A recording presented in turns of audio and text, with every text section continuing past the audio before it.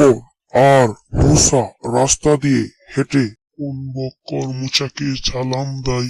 ওয়ালাইকুম আঙ্কেল। সালাম নিয়ে তার বাড়ির দিকে তারা কুরবানির গরু কোথায় জবাই করবে তা নির্ধারণ করছে তাদের বাসায়।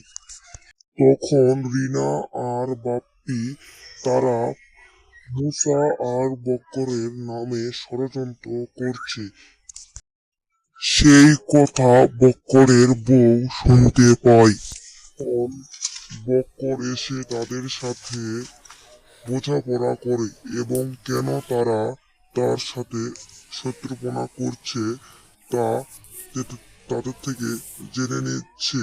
তাদের সাথে খুব ঝগড়াঝাগড়ি হলো এবং তাদের সাথে কথা কওয়া আর বলে না বক্কর। তখন থেকেই তারা একা একাই কুরবানি দেয়। গল্পটি